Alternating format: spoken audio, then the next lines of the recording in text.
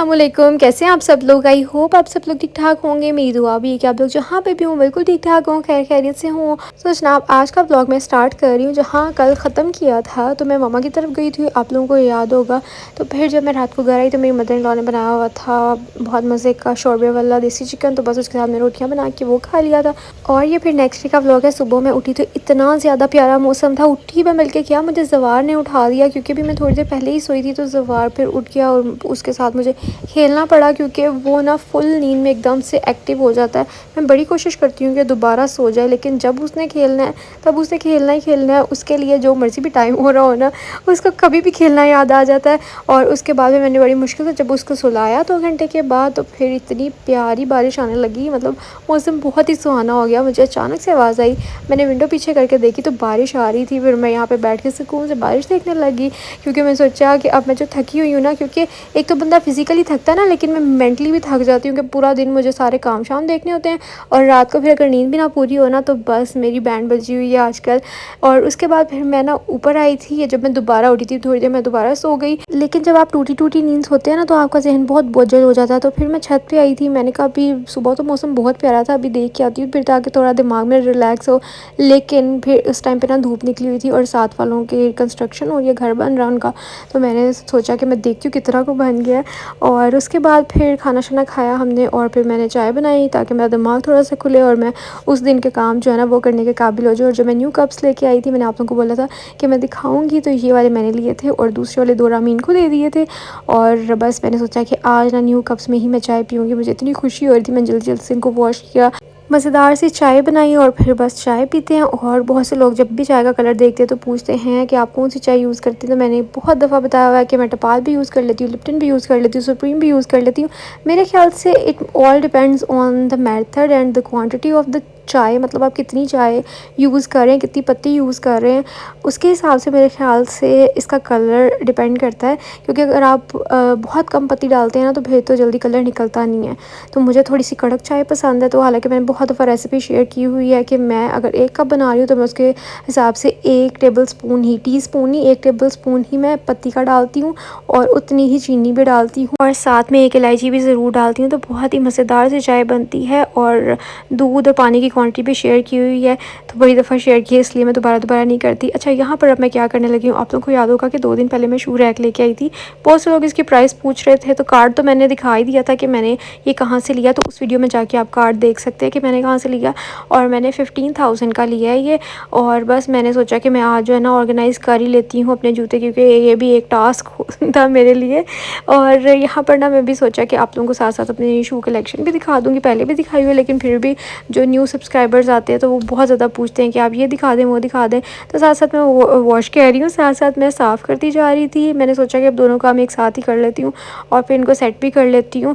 और ये जो आप लोग पहले ऑर्गेनाइज़र देख रहे हैं ना, ये मैं दराज से ऑर्डर किया था और मैंने ना इसको उसके अंदर रखा हुआ था, मतलब बेड के नीचे रखा हुआ था। लेकिन मुझे ऐसा लगता था कि इसका ना इतना यूज़ नहीं है, मतलब पहले मुझे लगा था यूज़फुल होगा, मैं आराम से निकालूंगी और जूते पहन लिया करूँगी।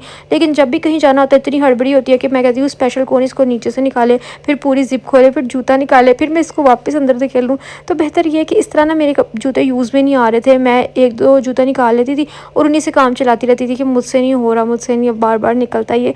तो इस वजह से मैंने सोचा, एक तो फिर डस्ट भी बहुत ज़्यादा पड़ जाती थी, ये जो कपड़ा है ना फैब्रिक, इसके अंदर डस्ट जाती थी और जूते ना बड़े डस्टी से हो जाते थे। इसलिए मैंने सोचा, वैसे भी मैं आप लोगों के साथ हमेशा शेयर करती हूँ कि जब भी आपकी चीज़ें ऑर्गेनाइज होंगी ना तो आपकी सारी चीज़ें आपकी नज़रों के सामने होंगी और वो चीज़ें इस्तेमाल भी होंगी। लेकिन अगर आप 1-2 चीज़ें निकाल देते हैं, बाकी सारी चीज़ें जो है ना वो आपकी पड़ी रहती हैं कहीं खुड में, तो जो 1-2 चीज़ें निकली होती हैं वही इस्तेमाल होती रहती हैं, बाकी सारी वैसी की वैसी पड़ी रहती हैं। तो जब आप पैसे लगा रहे हैं तो फिर चीज़ें इस्तेमाल भी करनी चाहिए आपको। तो यहाँ पर बस मैं अपने खुद से मैंने इस तरह से सेक्शनिंग कर ली थी। नीचे जो सबसे कम जूते पहने, मतलब हील्स वगैरह या इस तरह की चीज़ें, वो रख ली थी। ऊपर खुस्साज और ऊपर सबसे मैं रखूँगी बिल्कुल कैजुअल्स, जो मुझे आने जाने के लिए फ्लैट, ज़्यादातर ना मेरे पास फ्लैट्स की कलेक्शन है, क्योंकि मैं वही ज़्यादा उनमें कंफर्टेबल फ़ील करती करती हूँ। मुझे ऐसा लगता है जो आप जिस चीज़ में कंफर्टेबल फ़ील करें आपको वही लेनी चाहिए। और खुद साज मैंने डिफरेंट जगहों से ली है। ये जो मैं अभी साफ़ कर रही हूँ ना, ये शादाब ने मुझे माइयों पे लेके भेजा था, मतलब ये मेरे माइयों की ड्रेस के साथ था। और भी मेरे कुछ जूते पड़े हुए हैं लेकिन वो मम्मा की तरफ पड़े हुए हैं, इसलिए मैंने सोचा जितने मेरे पास अभी यहाँ पड़े हैं वो तो मैं ऑर्गेनाइज़ करूँ। ये वाला जो जूता मैं अभी साफ़ कर रही हूँ ये है जे डॉट का। और मेरी बातों में इतना ज़्यादा व्लॉग निकल गया कि मैं आप लोगों के साथ मैंने सोचा था साफ़ करते करते एक एक जूते का शेयर कर दूँगी कौन सा कहाँ से, लेकिन ना अब शेयर करने का कोई फ़ायदा भी नहीं, क्योंकि ये मैंने एक दफ़ा में तो सारी ली नहीं हुई या फिर ये रिसेंट कलेक्शन की तो है नहीं है, मैंने एक एक करके जमा किए हैं तो इसलिए अभी तो आपको ये नहीं मिलेंगी। लेकिन ज़्यादातर मैं आपको बता देती हूँ मैं जूते कहाँ से लेती हूँ, अल्मास से लेती हूँ, इंसिग्निया से लेती हूँ। बहुत कम जो है ना मैंने कभी वॉकी से ले लिया, स्टाइलो से। मेरे ख्याल से मेरी इस कलेक्शन में स्टाइलो का कोई भी जूता नहीं है। हाँ, ये वाला है मेरे ख्याल से, नहीं ये ECS का है। हाँ, ये रिसेंटली मैंने जो है ना अब कुछ देर हुई है, मेरे ख्याल से 1 साल हुआ है कि मैंने ECS डिस्कवर किया, तो मुझे ये बड़ा अच्छा लगता है। अब मेरी फ़र्स्ट प्रायोरिटी यही होती है कि मैंने जब भी जूता लेना हो ना किसी चीज़ के साथ या मैच करना हो, तो मेरी कोशिश होती है कि मैं ECS पे जाके देख लूँ। अगर वहाँ से नहीं मिलता फिर मैं किसी और ब्रांड पे जाती हूँ, क्योंकि वहाँ पे काफ़ी अच्छी कलेक्शन होती है, प्यारे भी होते हैं जूते और कंफर्टेबल भी होते हैं। और ये जो मैंने अभी ब्लैक वाला रखा है ये मैंने ईद पे पहना था, इंसिग्निया का, ये आप लोगों को याद होगा। ये मैंने मेरे ख्याल से ब्लैक बेजर से मंगवाए थे, और हाँ ऑनलाइन ही मैंने मंगवाए थे, आप लोगों के साथ मैंने शेयर भी किए थे, तो ये बहुत ज़्यादा ट्रेंड में थे। और इसके अलावा ये मैंने जापान से ली थी जूती, ये भी बड़ी प्यारी लगती है, बहुत डिसेंट लगती है। और ख़ास तौर पे जब लॉन के आप लोगों ने ड्रेसेस पहने हो ना, थोड़े से मतलब फॉर्मल, बहुत ज़्यादा फॉर्मल नहीं, थोड़े से फॉर्मल, और जिनके साथ आपको लगे कि फ्लैट्स नहीं चल सकते, तो उनके साथ ये जूते बहुत ही प्यारे लगते हैं। अब यहाँ पर सारे मेरे जो है ना वो कैजुअल्स की बारी आ गई है, और यहाँ पर मैं रखूँगी सारे के सारे फ्लैट्स। मैंने तो इस तरह से ऑर्गेनाइज़ किए ताकि ज़्यादा से ज़्यादा जो है ना वो जूते एक ही सेक्शन में आ सकें। अब पता नहीं सही किए या नहीं किए, आप लोग ही मुझे कमेंट्स में बताना। और यहाँ पर ना मैंने पहले सोचा इसको ऐसे रख देती क्योंकि ये न्यू है, ये भी मैंने इंसिग्निया से लिया, आप लोग से रिसेंटली मैंने शेयर की थी, अभी इनकी कलेक्शन में होगी शायद। तो मैंने ना ये वाला सोचा कि यूँ ही रख देती हूँ, फिर मैंने सोचा क्या ही रखना है ऐसे, इसको भी खोल के रख देती हूँ। और ये जो मैंने फ्लैट्स ली थी ये बहुत कंफर्टेबल है, ये मैं जापान भी पहन के गई थी, इतनी कंफर्टेबल हैं। मतलब कई ऐसी फ्लैट्स होती हैं ना जो आपके पाँव में दुखती हैं या उनके पहनने से आपको लगता है ज़मीन पे ही चल रहे हैं, लेकिन ये बहुत कंफर्टेबल है। ये मैंने 4 दिन की इससे ली थी, ये जो भी मैं साफ़ कर रही हूँ ये भी समर ड्रेसेस के साथ जो है ना वेयर की हुई बहुत प्यारी लगती हैं। तो वो थी ECS की। ये जो अब साफ़ कर रही हूँ ये है अल्मास की। तो वो मैं चीज़ें आप लोगों के साथ शेयर कर रही हूँ जो आपको ना अब की कलेक्शन में मिल सकती हैं। ये अल्मास वाली शायद ना मिले क्योंकि मैंने लास्ट ईयर ली थी। और ये वाली जो है ना जूता, ये बहुत स्पेशल जूता है क्योंकि ये मेरे पापा ने मेरे लिए ख़रीदा था। ये है उनसे लंदन का। तो ये शादी से पहले का जूता है, लेकिन मैंने पहना 2-4 दफ़ा, लेकिन मैंने इसको संभाल के रखा हुआ है। तो क्योंकि हम लोग जब शॉपिंग करने के लिए जाते थे ना, तो पापा भी एक दिन हमारे साथ ही मतलब मॉल में चले गए, हम तो अलग से कर रहे थे, तो पापा कहीं अलग से घूम फिर रहे थे, तो उनको वहाँ पे ना उनसे पे ये लगा हुआ है, बहुत प्यारा लगा, तो फिर उन्होंने मेरे लिए ख़रीद लिया। और ये वाला जो है ना, ये मैं भी जो साफ़ करी ये भी अल्मास का आई थिंक सो। तो बस इसलिए मैंने ना निकाल के अब सारे रखे ताकि मेरे यूज़ में आएँ। इस तरह पड़े पड़े क्या फ़ायदा, फिर जूते ना पड़े पड़े ख़राब भी हो जाते हैं, इनकी जो एल्फ़ी होती है ये भी उतर जाती है और उखड़ जाते हैं पड़े पड़े। और ये जो मैंने अब साफ़ करी हूँ ये भी ECS का, आप लोग देख रहे हैं ना, ECS को भी मैंने डिस्कवर किया, मतलब अभी मुझे इसके जूते अच्छे लगे हैं तो फिर मैंने काफ़ी यहाँ से लिए हुए हैं। इसके अलावा ये कुछ मैचिंग शैचिंग करने के लिए, मतलब अगर ग्रीन शीन कोई ड्रेस है तो उसके साथ ये मैंने लिया था लाइन लाइट से। हाँ, ये भी मैंने मेरे ख्याल से शादी के बाद मेरी छोटी ईद आई थी ना, तो मतलब पहली ईद थी वो, तब मैंने ये लिया था।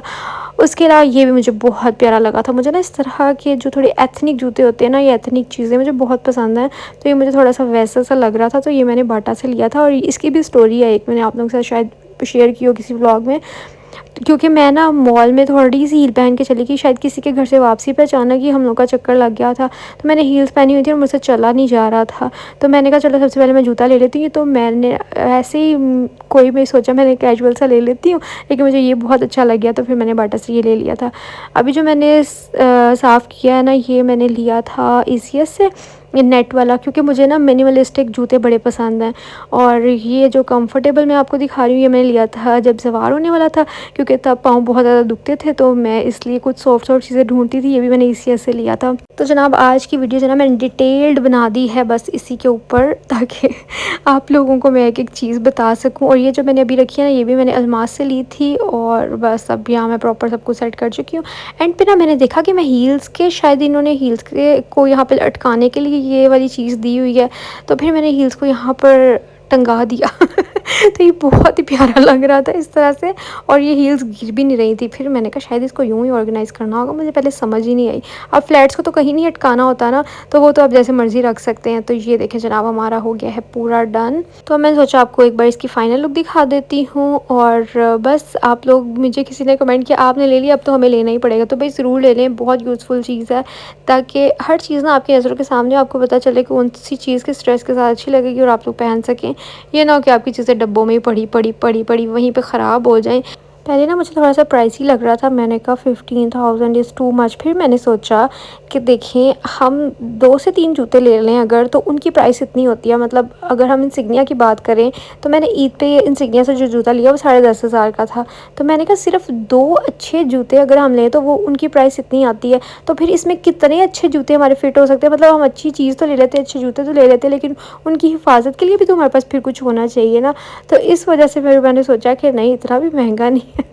और इसके बाद फिर हम लोग आए थे बाहर यासिर ब्रोच, क्योंकि मौसम अच्छा हुआ था और यहाँ पर ना वो इंजेक्टेड ब्रोच ख़त्म हो गया था। जहाँ हम पहले वाली ब्रांच में गए थे, फिर हम दूसरी ब्रांच में आए, क्योंकि हमें इनका इंजेक्टेड ब्रोच अच्छा लगता है। तो मेरी मदर इन लॉ ने कहा कि मुझे ना वो इंजेक्टेड नहीं खाना, क्योंकि वो थोड़ा स्पाइसी होता है। तो इस वजह से उन्होंने कहा कि मेरे लिए देगी ले आना। तो बस उनके लिए हम लोगों ने देगी ले लिया, और साथ में जो है ना फिर रिमशा ने तो दूसरा ही खाना था इंजेक्टेड वाला, और मैंने और शदाब ने भी वही लिया। तो बस मैं अब सबको सर्व करने लगी थी। तो इस टाइम ना मैं थक चुकी थी, इसलिए मेरा दिल नहीं कर रहा था कुछ भी बनाने का, इसलिए हमने सोचा कि बाहर से कुछ ले आते हैं। और कल जो है ना मैंने व्लॉग अपलोड नहीं किया था, क्योंकि मैंने आप लोगों को बताया ना कि मैं बहुत ज़्यादा मेंटली जो है ना, वो मुझे रेस्ट की ज़रूरत थी, मैं बहुत थकी हुई थी। तो इसलिए कल मैंने सोचा कि एक ब्रेक ले लेती हूँ, ताकि बेहतर तरीके से अच्छी प्रोडक्टिविटी के साथ जो है ना मेरा माइंड चल सके। अब मैं चलती हूँ, अपना ख्याल रखिएगा, मुझे दुआ में याद रखिएगा। हाँ, मुझे याद आया जाते जाते, मैंने सोचा जो मैं एग ऑर्गेनाइज़र लेके आई थी ना, तो मैं बस इसको भी साथ ही सेट कर लेती हूँ। इसको मैंने धो लिया था, अंडों को भी वॉश कर लिया था। और इस व्लॉग को मैं अब यहीं पे एंड कर रही हूँ। आई होप आप लोगों को अच्छा लगा होगा। अच्छा लगा तो लाइक शेयर सब्सक्राइब ज़रूर करिएगा। मैं आप लोगों से मिलूंगी कल, तब तक जी अल्लाह हाफिज़, बाय बाय।